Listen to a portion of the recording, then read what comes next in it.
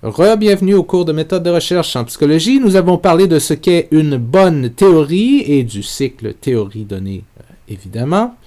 Et je vous avais dit, il y a maintenant quelques présentations YouTube, que les chercheurs se penchaient sur différents types de questions et communiquaient leurs travaux, publiaient leurs travaux entre eux, évidemment, et parfois avec le public, mais très souvent via les journalistes scientifiques, qui, eux, les journalistes vont parler aux chercheurs, puis ensuite, les journalistes vont écrire des articles dans des revues populaires ou sur des sites web pour les communiquer au public. Et c'est de ça dont je veux parler dans cette présentation-ci. Okay, donc, premier truc, je vous avais mentionné qu'il y a différents types de recherche. Et on fait souvent la distinction entre deux types de recherche, appliquée et fondamentale. Okay? Une recherche appliquée, c'est une appliquée qui est centrée sur un problème pratique dans la vie quotidienne. En passant, un mot à propos de ce mot « problème ». Dans la vie de tous les jours, quand on utilise « problème », c'est souvent négatif. « Oh, il y a un problème avec mon ordinateur ne fonctionne pas. Okay? » En science, le mot « problème », on l'utilise plus comme en mathématiques. Un problème mathématique, c'est pas comme « oups, l'équation est cassée », ou ma calculatrice ne fonctionne plus. Un problème mathématique, c'est un défi, c'est quelque chose à quoi il faut trouver une solution. C'est quelque chose, en fait, c'est une question à laquelle la réponse n'est pas donnée, il faut trouver la réponse. Très souvent, c'est ça. Et c'est la même chose avec un problème scientifique. Un problème scientifique, c'est un problème, évidemment, mais un problème scientifique, c'est une question à laquelle on ne connaît pas encore la réponse. Il nous manque de l'information et notre but, c'est de trouver de l'information. Donc, c'est pas négatif, c'est même très positif et très agréable à faire pour ceux qui aiment ce genre de truc-là. Donc, un problème appliqué, c'est un problème pratique dans la vie quotidienne. Quelque chose qui a un impact, qui va avoir un impact sur la vie pratique de plusieurs personnes. Alors, il y a certains chercheurs en psychologie, certaines chercheurs qui s'intéressent vraiment plus à des problèmes pratiques comme ça. Okay? Quelle est la meilleure dose d'antidépresseurs pour un type particulier de patient? Il y a de la recherche là-dessus qui essaie de regarder quelle est la dose minime que je peux donner qui va avoir l'impact maximal sur l'humeur des participants. Quelle est la meilleure forme de thérapie pour différents types de problèmes? Quel est le meilleur type d'intervention pour réduire le bullying dans les écoles? Okay, tout ça sont des recherches, sont des questions de recherche appliquées. On cherche à réduire, ici, il y a un problème, le bullying et la dépression. Et ça, c'est contrasté. Je ne devrais pas dire contrasté, dans le fond, parce que je ne veux pas donner l'impression que c'est l'inverse, mais je vais parler de ça plus tard. Mais pour l'instant, c'est contrasté avec la recherche fondamentale. Et la recherche fondamentale, ça, en passant, c'est le type de recherche qui m'allume le plus. C'est pas parce que l'appliquée n'est pas intéressante, c'est juste que il y a des gens qui sont juste plus fondamentales, puis d'autres sont plus appliquées. Je pense que c'est un truc de personnalité, peut-être, je sais pas. Mais la recherche fondamentale, elle n'est pas vraiment centrée sur un problème pratique. Elle ne cherche pas à résoudre des problèmes dans la société, comme diminuer le bullying ou aider le mieux possible les patients de dépression. Okay? Mais à la place qu'elle vise, c'est simplement à augmenter les connaissances générales. Quelle est la structure du système visuel humain? Comment le cerveau traite-t-il l'information visuelle qui provient des yeux et du nerf optique?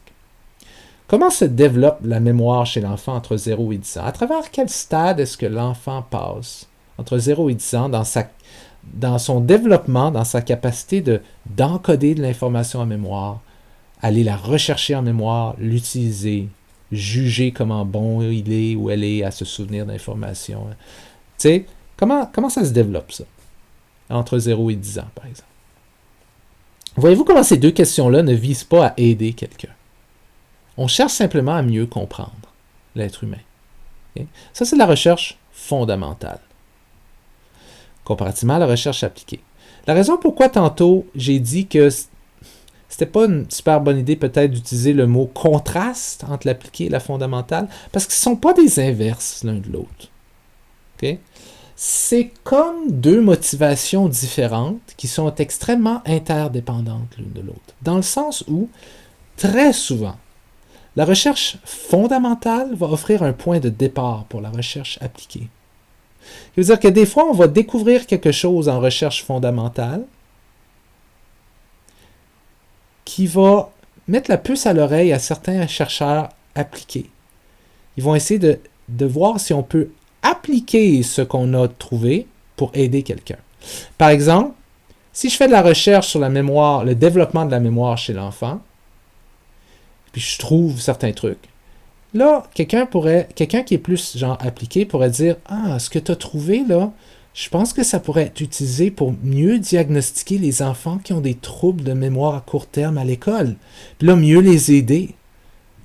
Alors, je vais prendre ta recherche, puis avec ta recherche, je vais monter, par exemple, une intervention ou un genre de test, puis je vais essayer de voir si je peux utiliser ce test-là pour mieux aider les enfants qui ont des problèmes de mémoire à l'école. Donc là, la personne vient de prendre ma recherche fondamentale sur le développement de la mémoire chez l'enfant, parce que moi, je l'avais juste fait.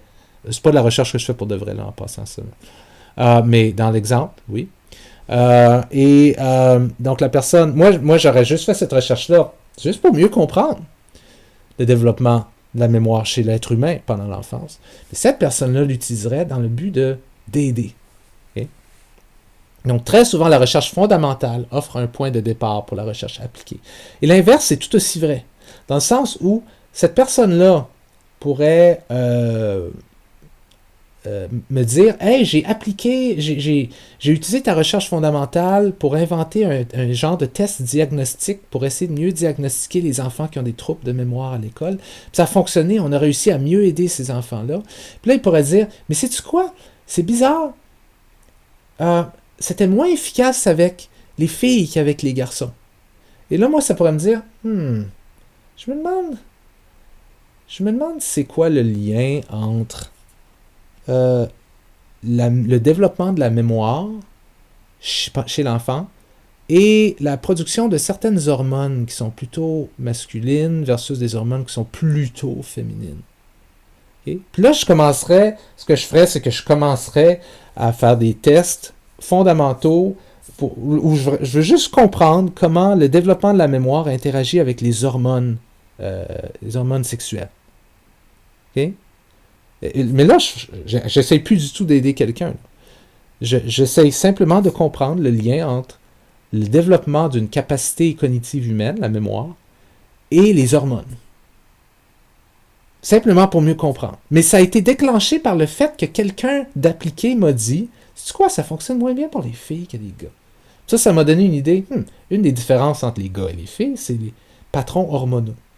Et comment est-ce que la mémoire et le développement de la mémoire interagit avec différentes hormones. Puis là, ce que je trouve, ça pourrait par la suite aider quelqu'un d'appliquer, puis il pourrait prendre ça et dire « Ah, tu me fais penser à telle chose, peut-être je pourrais régler tel problème. » Donc, c'est une danse comme ça, c'est un cycle constant. Et dans ce cycle-là, certaines personnes préfèrent jouer le jeu appliqué, certaines personnes préfèrent jouer le jeu fondamental. Moi, je préfère grandement le jeu fondamental, c'est ce qui m'amuse le plus, c'est ce qui m'allume le plus, en fait. Je veux essayer de comprendre la réalité, mais j'ai plusieurs collègues qui, eux, s'il n'y a pas de problème à régler, si la psychologie n'améliore pas la vie de quelqu'un, c'est pas intéressant. Pour moi, c'est pas obligé de l'améliorer. Ça augmente la culture générale, la connaissance générale, c'est fantastique, mais je comprends leur motivation à eux aussi. Donc, c'est une grande boucle, si on veut. Je vous avais dit aussi que, les chercheurs... puis en passant, certains chercheurs font les deux. Hein? Certains chercheurs vont mener des recherches fondamentales et aussi des recherches appliquées de l'autre côté aussi. Hein? Ça arrive. Mais peu importe ce qu'ils vont faire, les chercheurs ne vont jamais juste mener une étude sur un sujet. Un scientifique mène rarement une seule étude. En fait, il va la mener pendant, si c'est sa première, là, mais ensuite il va en faire une deuxième, une troisième, une quatrième. Il va essayer de répliquer les données. Ça, c'est un gros terme en passant, dont vous devez vous souvenir, la réplication. Beaucoup du jeu de la science, c'est pas découvrir des nouvelles choses, mais essayer de répliquer si ce que quelqu'un a découvert est vrai. On va refaire l'étude, on va la reprendre, et ainsi de suite. Donc, Un scientifique ne mène jamais une seule étude sur un sujet. Jamais de la vie. Il va faire une carrière au complet sur un sujet. Il peut mener des centaines d'études sur un sujet qui vont poser des questions subtilement différentes, utiliser des méthodes de recherche subtilement différentes, mais elles vont toujours être sur le même sujet fondamentalement. Okay? Quelqu'un qui s'intéresse à la dépression, qui fait de la recherche sur la dépression, va mener des centaines d'études sur la dépression. Il ne va pas juste dire, bon, une étude de fait sur la dépression, c'est bon, je passe à d'autres choses. Et je dois vous dire ça, vous-même, si jamais vous voyez sur Facebook ou vous lisez dans un article, dans une revue scientifique populaire, une nouvelle étude a été faite et c'est la première étude qui démontre clairement telle chose. Hein? Vous devriez être très suspect de ça, parce qu'une étude en elle-même, on ne peut rien sortir de ça. On ne peut rien vraiment savoir à partir d'une étude. Hein? Ça se pourrait que l'étude soit bonne, ça se pourrait que l'étude soit mauvaise, ça se pourrait... Il y a plein de possibilités. Donc, si vous lisez, ne concluez jamais rien à partir d'une étude. Vous devez demander, est-ce qu'il y a d'autres études sur ce sujet-là? Et est-ce qu'elles vont dans le même sens? Okay? Et c'est ce que les scientifiques font. Okay? Chaque étude les pousse à poser d'autres questions spécifiques pour continuer leur programme de recherche. Un programme de recherche, c'est une série d'études, dans le fond. Et donc, si je fais une étude qui supporte l'hypothèse, par exemple, et qui supporte ma théorie, reprenons mon exemple avec le développement social. Je fais mon étude que j'ai dit que j'allais faire, ça supporte ma théorie, mais j'arrête pas là. Je pourrais me demander, c'est-tu la même chose dans d'autres cultures? Est-ce que ça dépend est-ce que c'est vraiment juste le fait d'avoir un environnement familial ou est-ce que la qualité de l'environnement familial est bon? Donc, dans une prochaine étude, je pourrais prendre des enfants, deux groupes, des enfants qui ont tous les deux été juste à la maison, élevés à la maison, mais un que c'était des familles dans lesquelles il y avait des conflits, alors que d'autres, des familles dans lesquelles il n'y avait pas de conflits. Donc, à chaque étude, ça me pousse à poser d'autres questions. Et ce qui est intéressant, parce que d'une certaine façon, les gens ont tendance à penser que la science, le but de la science, c'est de trouver des réponses à nos questions. Et lorsqu'on fait de la science, ce qu'on se rend compte, c'est que vraiment, le but de la science, c'est de générer des meilleures questions. C'est de trouver c'est quoi les meilleures questions. C'est quoi la prochaine question. C'est pas le but de répondre aux questions. Le but, c'est de trouver c'est quoi la prochaine meilleure question à poser. Oui, on répond à des questions.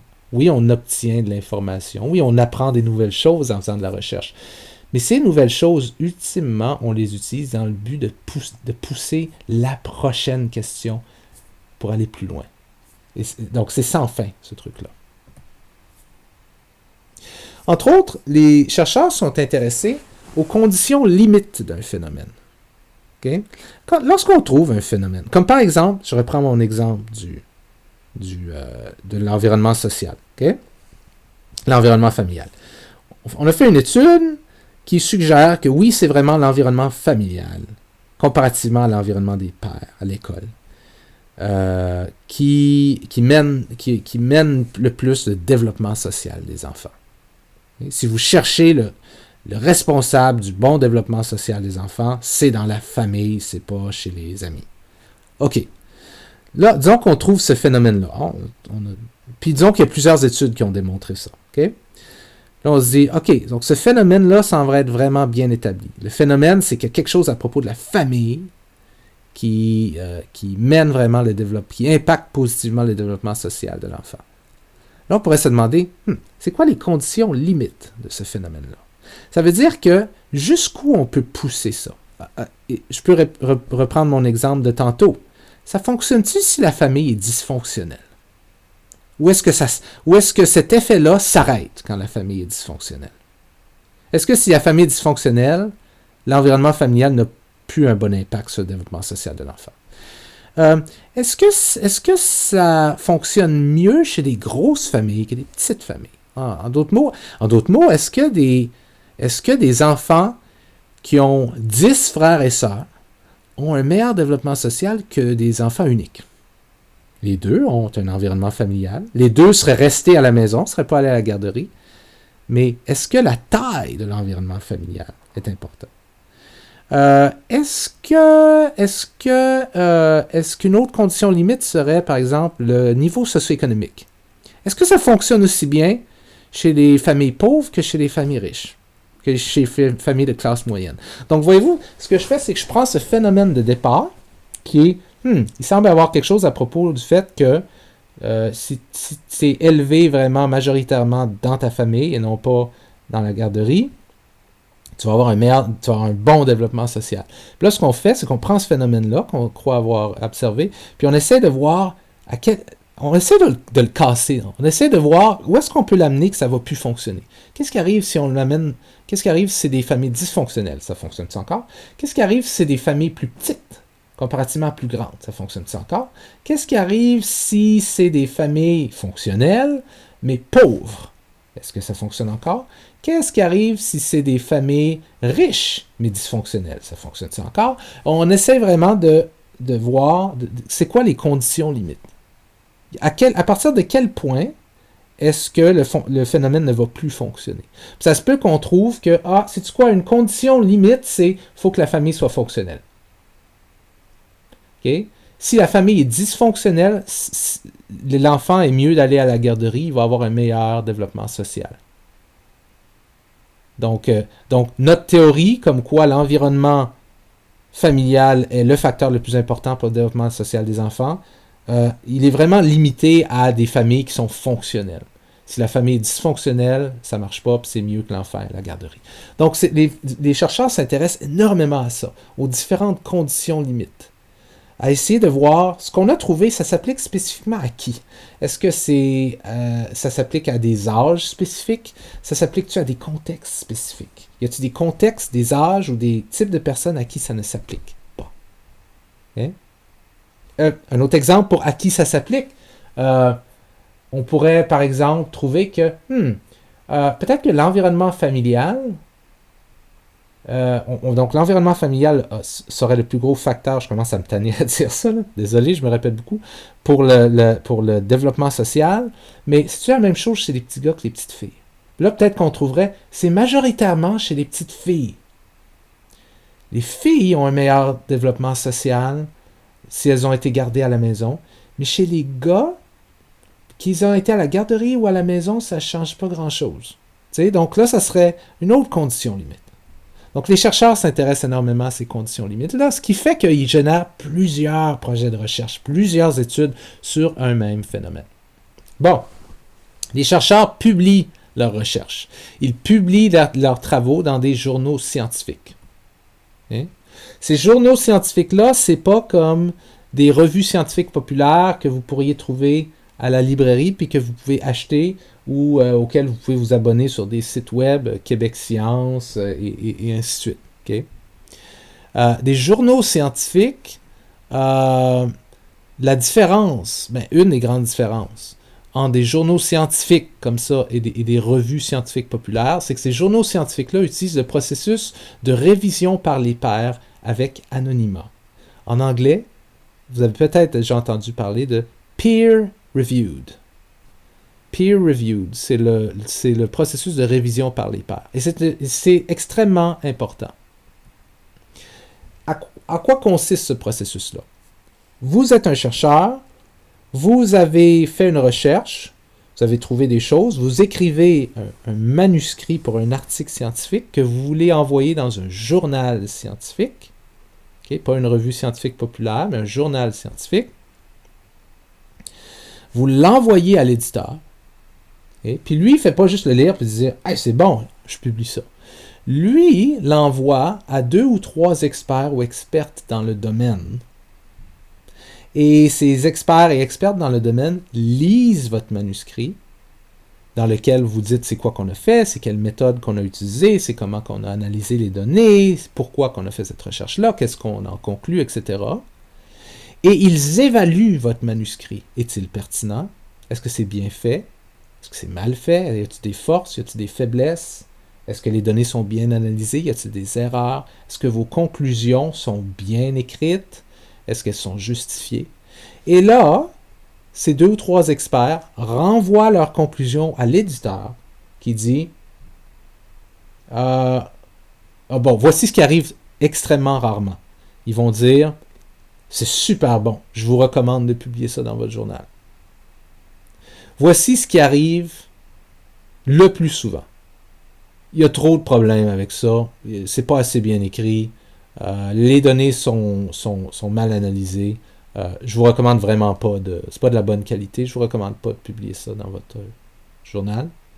Et voici ce qui arrive parfois, quand on est chanceux. C'est pas pire. Il y a certains trucs qu'on recommanderait de changer toutefois. Il y a certaines lacunes, mais si l'auteur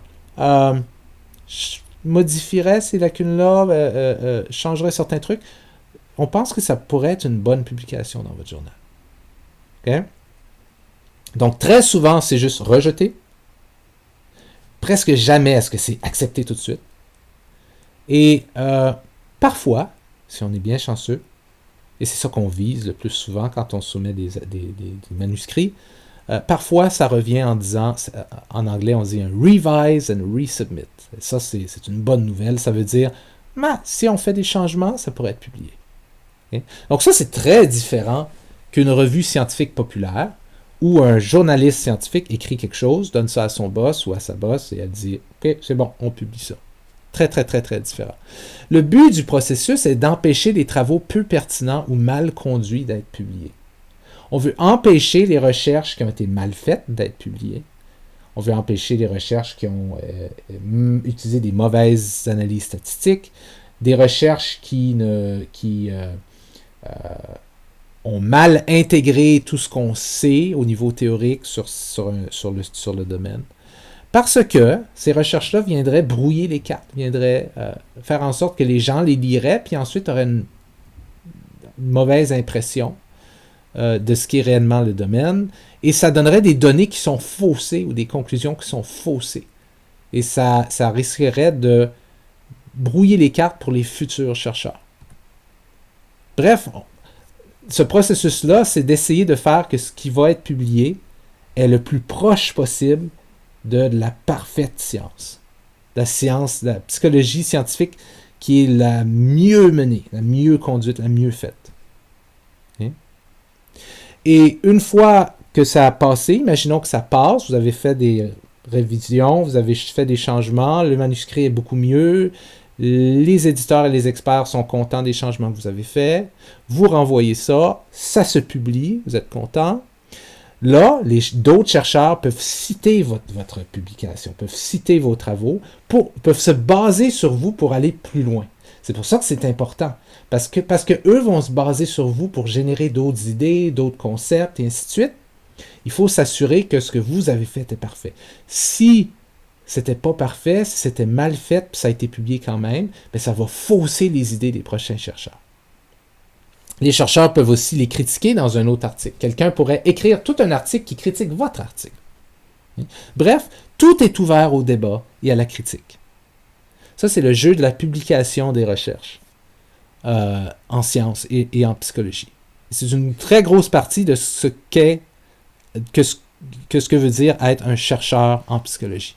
Et c'est très différent des revues scientifiques populaires, où là, la personne qui écrit, c'est pas le chercheur ou la chercheure, c'est un journaliste scientifique, et qui écrit pour informer le public et pour intéresser le public. Et non pas pour décrire ce qu'on a trouvé le plus scientifiquement, formellement possible. Il y a quand même un lien entre les journalistes et les scientifiques. Les scientifiques parlent aussi de leurs travaux aux journalistes, mais il y en a plusieurs qui sont très mauvais à faire ça, puis qui préfèrent rester dans leur laboratoire, puis faire leurs trucs. Mais il y en a qui sont très bons toutefois à sortir de leur laboratoire et parler aux journalistes. Des gens des médias populaires, des sites internet, des chaînes de radio, chaînes télé, chaînes YouTube, blogs, etc. Ces journalistes scientifiques-là sont parfois des anciens scientifiques qui ne travaillent plus dans le domaine de la science pour telle et telle raison. Ou parfois, c'est des gens qui sont allés à l'université en journalisme et qui se sont spécialisés dans le journalisme scientifique. Ce pas des chercheurs, mais c'est des experts du journalisme scientifique. OK? Euh, et ce qu'ils vont écrire, ces articles-là, ces reportages, ces clips YouTube, ces pages de blog, ces médias-là sont typiquement accessibles au grand public. Okay? Et comme je le disais tantôt, écrits par des journalistes scientifiques qui ce sont des non-experts. Ils rapportent ce qu'on a trouvé, mais ce sont des non-experts eux-mêmes de ce qu'on a trouvé. Okay? Et ça, c'est super, parce que ça permet au public en général de mieux comprendre ce qui se fait en psychologie scientifique. Et donc ça, c'est un des bénéfices. C'est très important. Et très souvent, les chercheurs, on n'est pas toujours bons, justement, à laisser savoir aux gens qu'est-ce qu'on fait. Et les journalistes scientifiques sont super pour prendre nos travaux puis les rendre intéressants pour le public. Okay? Mais ça comporte aussi des risques. Ça comporte ainsi aussi des risques par le fait que ces journalistes scientifiques-là sont des non-experts qui essayent de parler au public général de choses très scientifiquement complexes et subtiles. Et qui essayent de faire en sorte que les gens vont vouloir lire leurs articles et acheter ou consommer leurs produits Internet, leur site Internet, et ainsi de suite. Et donc, parfois, ils vont avoir tendance à embellir les choses ou laisser tomber certains détails non intéressants. Et vous pouvez voir que ça peut amener certains problèmes. Pour essayer d'éviter ces problèmes-là, les journalistes doivent se concentrer sur les sujets qui sont vraiment importants. Okay? Des sujets de recherche qui sont vraiment importants, c'est-à-dire des sujets qui mènent vraiment le monde de la recherche. Mais le problème, c'est que ces sujets-là qui, pour la recherche, le monde de la recherche, sont importants, c'est pas nécessairement ceux qui sont vraiment super intéressants pour le public en général. Tu sais, comme par exemple, si je faisais de la recherche sur le développement de la mémoire chez les enfants, okay, entre 0 et 5 ans, par exemple. Je m'intéresse au développement de la mémoire chez les enfants dans leur capacité à, je sais pas moi, à se souvenir d'événements de leur vie, puis j'ai toutes sortes de tests, et ainsi de suite.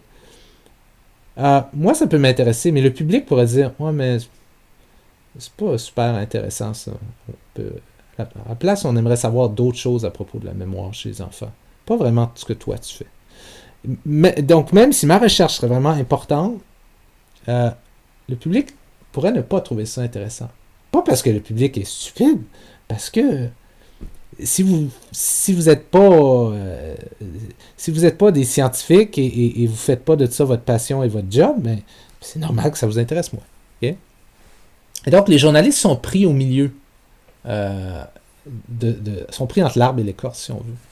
Sont pris entre le fait que certaines recherches sont très importantes, mais aussi que ces mêmes recherches-là peuvent être, ou ces questions de recherche-là peuvent être vues comme plates par le public parfois. Okay? Donc, est-ce que le journaliste a choisi de parler de travaux d'un ou d'une chercheur parce qu'il porte sur un sujet important et qui sont bien faites, qui sont systématiquement faites, qui sont publiées dans des bonnes revues? Ou bien est-ce qu'il choisit de parler d'une seule étude qui n'a pas encore été publiée, qui n'a pas encore été vérifiée par la révision par les pairs, et donc qui pourrait être relativement peu importante pour les scientifiques, mais qui va vraiment intéresser le grand public. Et très souvent, ce qu'ils vont faire, c'est parler de ces études qui sont mal faites, ou que c'est juste une étude, donc on ne peut pas vraiment en conclure grand-chose, puis en plus, elle n'est même pas encore publiée, mais ils vont faire tout un article là-dessus, tout un reportage là-dessus, parce que c'est l'étude hot, c'est l'étude qui est impressionnante pour le public en général. Alors que si tu demandais à des chercheurs, ils diraient « Ah ouais, cette étude-là, ouais, on ne sait pas encore qu'est-ce qu'on en pense, il va falloir refaire ça, puis en plus, il y avait des problèmes avec l'analyse, et ainsi de suite. » Donc, certains journalistes scientifiques qui vont plutôt se concentrer sur ces études hot-là, ce qui est problématique, parce que ça vient distordre la vision que le public général a de ce qui est en train de se faire en psychologie. Puis il y a d'autres journalistes scientifiques qui vont mieux faire ça. Ils vont juste parler des recherches qui sont bonnes, qui ont été menées systématiquement, pour lesquelles il y a eu plusieurs recherches. On a vraiment essayé de bien comprendre les conditions limites du phénomène. On a vraiment été rigoureux, on a vraiment utilisé le processus de révision par les pairs, et ainsi de suite. Ils vont juste parler de recherche d'eux-mêmes, des choses qui sont bien assises. Alors que d'autres vont plutôt aller avec les trucs qui sont plus flashy, plus, entre guillemets, sexy, si on veut.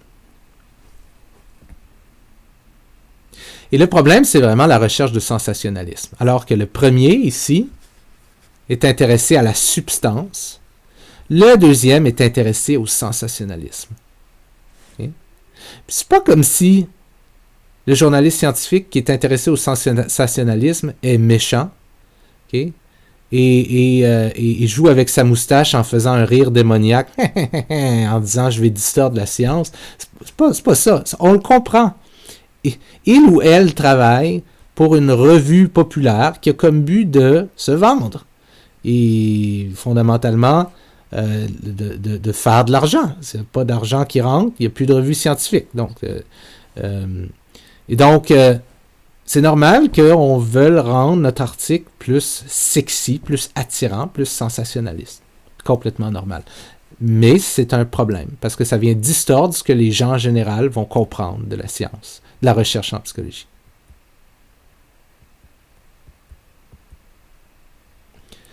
Les journalistes doivent aussi être exacts dans leur manière de traiter l'information. Et ça, c'est un problème parce que un journaliste peut avoir une très bonne intention de parler de bonnes recherches qui ont été bien faites, mais ces recherches-là sont parfois très complexes et ont des concepts très subtils, des méthodes très subtiles, très, très complexes, très précises. Et le journaliste peut se dire, je ne peux pas parler de cette manière-là au public en général. Le public veut lire mes articles, puis être inspiré, puis dire, waouh, c'est cool ce qu'il fait. Il ne veut pas savoir les subtilités, les petits détails. Et donc, il va falloir que je traite de ça, il va falloir que j'écrive de ça en utilisant des mots différents, en essayant d'utiliser des images ou des métaphores. Et ça, c'est un problème parce que souvent, on perd la subtilité des choses. Donc, les journalistes ont un vraiment beau défi. Ils doivent essayer de dire vraiment ce qui s'est fait dans la recherche, tout en utilisant des mots et des concepts que monsieur et madame tout le monde peut comprendre. Et c'est pas évident, ça. Hein? Ce qui fait en sorte que, et eux-mêmes doivent comprendre ce qui s'est fait, pour faire ça. Et ce qui fait en sorte que, même s'ils choisissent de parler de recherches importantes et bien conduites, donc ils laissent tomber le sensationnalisme, ils disent, moi je veux que mes reportages portent sur de la vraie science, des recherches bien conduites, bien menées, des recherches importantes pour les scientifiques, ok? Ça se peut même que s'ils choisissent de faire ça, qu'ils se trompent dans la manière de la décrire, qu'ils n'arrivent pas à bien traduire en langage de tous les jours qu'est-ce qui s'est fait. Parfois parce que c'est impossible de le faire. Les concepts sont trop complexes. Okay? Des fois, vous prendrez quelqu'un qui est en physique quantique, par exemple. Là. La physique qui s'intéresse aux particules plus basses qu'un atome. Puis vous essayerez de leur demander, peux-tu me dire en langage quotidiennement, là, de tous les jours, là, c'est quoi ta recherche? Ils ne seront pas capables. Pourquoi? Parce que tu ne peux pas traduire ça. Ou s'ils le font, ils vont utiliser des métaphores qui vont nécessairement venir brouiller les cartes, puis vont faire en sorte que vous allez dire « Ah, je comprends ce que tu fais », mais en réalité, non, vous ne comprenez pas vraiment ce que la personne fait. Parce que pour comprendre vraiment ce que la personne fait, faudrait que vous soyez bon en physique quantique. Okay? En psychologie, c'est pas si pire que ça, parce qu'on travaille avec des phénomènes qui sont beaucoup plus... des phénomènes qu'on comprend plus, qui sont plus intuitivement faciles à comprendre. La mémoire, les émotions, les troubles mentaux, les trucs comme ça. C'est plus comme intuitivement facile à comprendre que les électrons, les vagues gravitationnelles, les trucs comme ça, en physique. Mais quand même, il n'est pas impossible qu'il y ait des concepts en psychologie qui sont difficiles à communiquer dans un langage de tous les jours. Okay? Et les journalistes font face à ce problème-là. Certains font un excellent travail. Certains travaillent très très fort en se demandant c'est quoi la métaphore la plus parfaite à trouver pour faire comprendre ce concept-là au public en général. Quelle image pourrait utiliser? Il y en a qui font un excellent travail, d'autres moins bons. Okay? Et ceux qui font un moins bon travail, c'est pour différentes raisons. Des fois, c'est juste un manque de formation scientifique. N'oubliez pas que certains journalistes scientifiques n'ont aucune formation scientifique. Donc ça, c'est un problème. Il y en a qui vont aller prendre la formation scientifique, qui vont aller se former scientifiquement pour devenir des meilleurs journalistes scientifiques. Ça, c'est super. Des fois, c'est simplement par manque de motivation. Pas dans le sens que c'est des mauvaises personnes, mais ils se disent, mon but, c'est que les gens lisent mon article puis achètent la revue. Mon but, c'est pas que les gens comprennent nécessairement les subtilités. Là. Des fois, c'est par manque de temps. Mon boss ou ma boss, mon éditrice vient juste de me dire que mon article doit être soumis sur le site web d'ici demain matin. Il faut que j'écrive ça vite. Je vais écrire ça vite. Je vais inventer quelque chose. Okay?